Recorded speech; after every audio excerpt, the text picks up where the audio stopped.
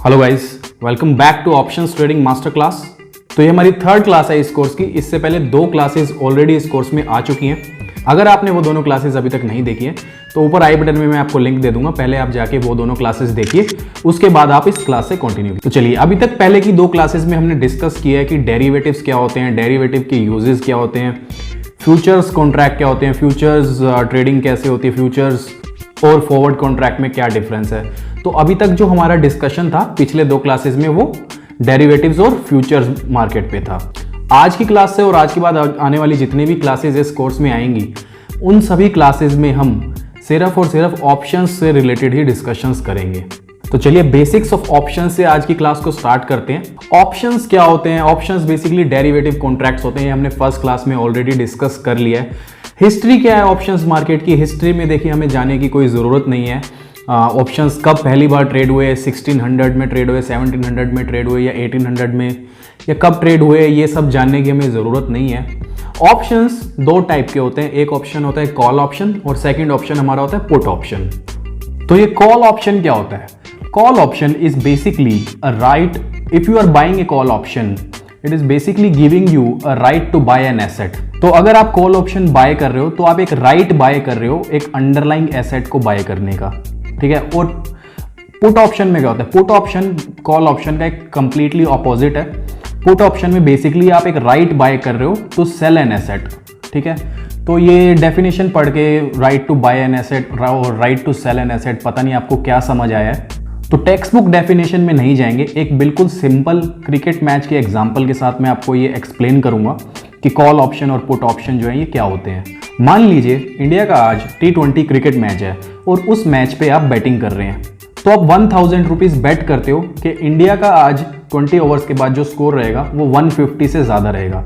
तो अगर इंडिया का स्कोर 150 से ज़्यादा होता है अगर 20 ओवर्स के बाद, तो आपको एक प्रॉफिट होगा, आपको पैसा वापस मिलेगा 2000 रुपीज़। और अगर इंडिया का स्कोर 150 या उससे कम हो जाता है तो आपका जो 1000 रुपीज़ आपने बेट किया वो हो जाएगा जीरो। अब इसी एग्जाम्पल को हम अपनी ऑप्शंस मार्केट में ले आते हैं। अब इसी मैच पर अगर आपको ऑप्शंस मार्केट में बैटिंग करनी है, तो मान लीजिए आप बैटिंग करते हो, आप ये बैट करते हो कि इंडिया जो है आज 20 ओवर्स के बाद 150 से ज़्यादा स्कोर बनाएगी। तो आप 150 का इंडिया का आज एक कॉल ऑप्शन बाय कर लेते हो और इस कॉल ऑप्शन का जो प्रीमियम अमाउंट आप पे करते हो वो आप पे करते हो 20 रुपीज़। तो 20 रुपीज़ जो प्रीमियम अमाउंट है, ये वो अमाउंट है जो आप जिस अमाउंट से आपने बैटिंग करी है, जिस अमाउंट का आपने रिस्क लिया है। तो इंडिया आज 150 या 150 से कम स्कोर करती है, तो ये 20 रुपीज़ का प्रीमियम अमाउंट जो आपने कॉल ऑप्शन बाय करने के लिए पे किया है वो आपका हो जाएगा जीरो। तो चलिए देख लेते हैं डिफरेंट केसेस में आपका क्या प्रॉफिट रहेगा। मान लीजिए इंडिया का स्कोर आज 20 ओवर्स के बाद होता है 155। इस केस में आपका इस ऑप्शन कॉन्ट्रैक्ट में जो प्रॉफिट हुआ है वो हुआ है 5 रुपीज़ का, क्योंकि आपने बेट किया था कि इंडिया का जो स्कोर रहेगा वो 150 से ज़्यादा रहेगा, ठीक है। तो इस 5 रुपीज़ के प्रॉफिट को अर्न करने के लिए आपने प्रीमियम पे किया 20 रुपीज़ का। तो इस सिनेरियो में आपका नेट प्रॉफिट या नेट लॉस जो हुआ है वो हुआ है -15। नेक्स्ट सिनेरियो में मान लीजिए इंडिया का आज स्कोर हो जाता है 170 20 ओवर्स के बाद। तो इस सिनेरियो में आपका प्रॉफिट जो इस कॉल ऑप्शन से हुआ है वो हुआ 20 रुपीज़ का, और इस 20 रुपीज़ के प्रॉफिट को अर्न करने के लिए आपने प्रीमियम पे किया 20 रुपीज़ का। तो आपका नेट प्रॉफिट या नेट लॉस हो जाता है 0 रुपीज़। तो चलिए एक और सिनेरियो हम देख लेते हैं। मान लीजिए 20 ओवर्स के बाद इंडिया का आज जो स्कोर हुआ है वो हुआ है 200। तो इस केस में आपका इस ऑप्शन कॉन्ट्रैक्ट में जो प्रॉफिट हो रहा है वो हो रहा है 200 माइनस 150 विच इज 50 रुपीज़। और इस 50 रुपीज़ के प्रॉफिट को अर्न करने के लिए आपने प्रीमियम पे किया 20 रुपीज़ का। तो आपका नेट प्रॉफिट इस सिनेरियो में हो गया 30 रुपीज़।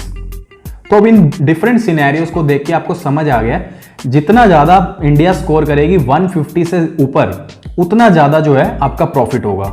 और अगर इंडिया स्कोर करती है 150 या 150 से कम, तो आपका जो लॉस होगा वो आपका कंप्लीट प्रीमियम अमाउंट जो आपने 20 रुपीज़ का प्रीमियम पे किया वो आपका प्रीमियम अमाउंट हो जाएगा जीरो। तो इस सिनेरियो में आपको दिख रहा है कि आपका प्रॉफिट जो है वो अनलिमिटेड है, क्योंकि इंडिया 150 से कितना भी ज़्यादा ऊपर स्कोर कर सकता है। अगर मान लीजिए इंडिया 250 स्कोर करता है, 300 स्कोर करता है, 500 स्कोर करता है, जितना ज़्यादा इंडिया स्कोर करेगा उतना जो ज़्यादा है आपका प्रॉफिट बढ़ता जाएगा। ठीक है, तो आपका जो प्रॉफिट है वो अनलिमिटेड है और जो आपका लॉस है वो लिमिटेड है, क्योंकि मैक्सिमम जो आपका लॉस इस केस में हो सकता है वो 20 रुपीज़ का ही हो सकता है। तो चलिए अब अपने इसी क्रिकेट मैच के एग्जाम्पल की मदद लेके मैं आपको ऑप्शंस की डिफरेंट टर्मिनोलॉजीज बताता हूं।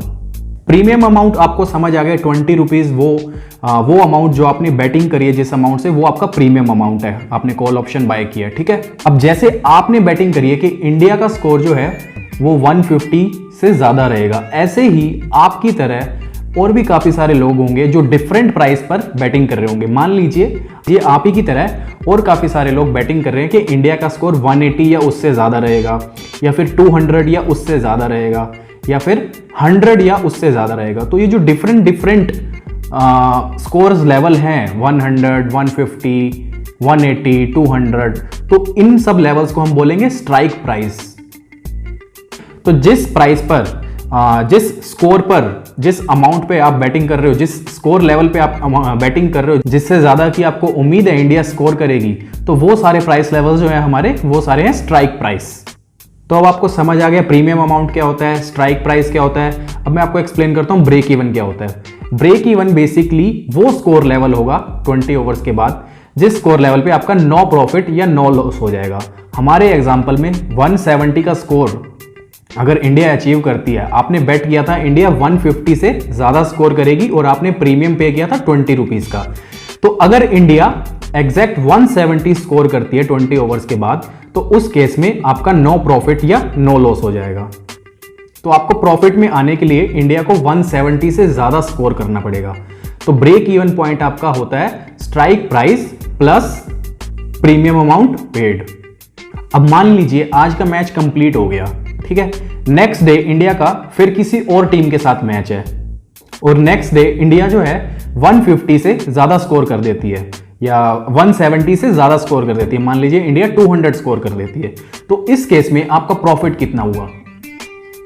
इस केस में आपका प्रॉफिट हुआ 0, क्योंकि आपने जो बैटिंग की थी इंडिया 150 से ज्यादा स्कोर करेगी, वो कल के मैच के लिए था। जो मैच ऑलरेडी कल हो चुका है, वो बैटिंग जो थी सिर्फ उस मैच के लिए वैलिड था। अब इंडिया उसके बाद चाहे आज कोई मैच खेले या आने वाले कुछ दिनों में इंडिया कोई और मैच किसी के साथ खेले, उस केस में आपका जो कॉन्ट्रैक्ट है, आपने जो बैटिंग करी थी, वो वैलिड नहीं होगा।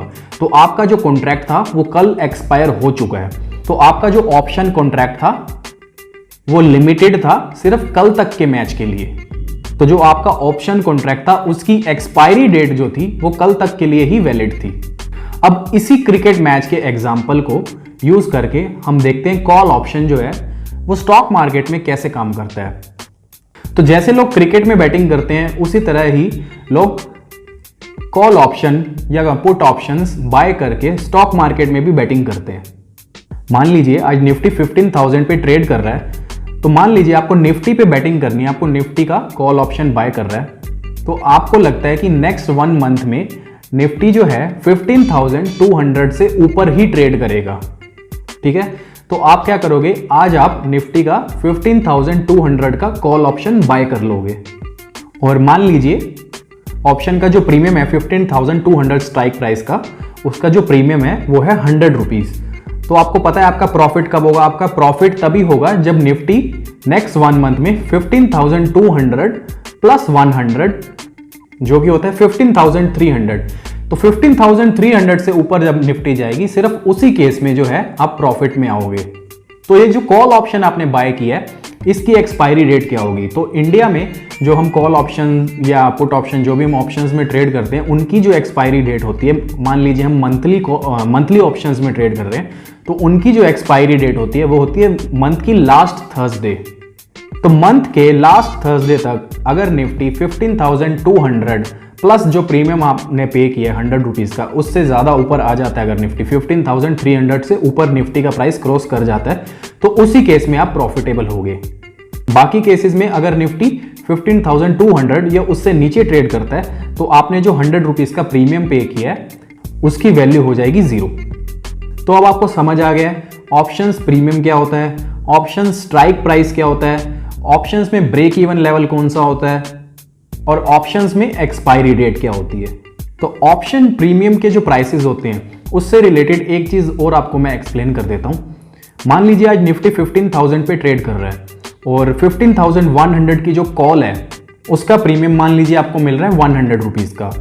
तो आप जो करंट प्राइस है, करंट मार्केट प्राइस है निफ्टी का 15,000 का, उससे जितना दूर होते जाओगे ना, अभी मैंने आपको 15,100 का एग्जांपल दिया, मान लीजिए आप उससे जितनी दूर का स्ट्राइक प्राइस सिलेक्ट करोगे 15,200, 300, 400, 500, जितना दूर का आप स्ट्राइक प्राइस सिलेक्ट करोगे उतना ही कम प्रीमियम अमाउंट आपको पे करना पड़ेगा। 15,200 की कॉल का मैंने आपको एग्जांपल दिया। 15,200 की कॉल जो है 100 रुपीज़ के प्रीमियम पे ट्रेड कर रही है, तो 15,300 की कॉल जो होगी वो 100 से कम ही होगी। आप एक बार एज्यूम कर लीजिए वो 80 रुपीज़ पे आपको ट्रेड करते हुए मिल सकती है। तो 15,500 की जो कॉल होगी वो और कम होगी, वो आप एक बार एग्जांपल ले लीजिए, मान लीजिए वो 20 रुपीज़ पे ट्रेड कर रही है। तो ऐसा क्यों है, जो दूर के स्ट्राइक प्राइसेस हैं उनका प्रीमियम प्राइस जो है वो कम क्यों है? उनका प्रीमियम प्राइस कम इसलिए है क्योंकि इसकी प्रोबेबिलिटी बहुत कम है कि निफ्टी 15,300 या 15,500 के लेवल को क्रॉस कर देगी। तो चलिए, कॉल ऑप्शन से रिलेटेड आपको सारी टर्मिनोलॉजी समझ आ गई हैं। आपको समझ आ गया कॉल ऑप्शन अगर आप बाय करोगे तो आप प्रॉफिटेबल सिर्फ और सिर्फ तब होगे जब प्राइस जो है वो strike price plus premium amount जो आपने पे किया है उससे ज्यादा हो जाएगा। तो चलिए अब हम पुट ऑप्शंस डिस्कस करते हैं। पुट ऑप्शंस जो हैं वो कॉल ऑप्शंस के कंप्लीटली ऑपोजिट कॉन्ट्रैक्ट हैं।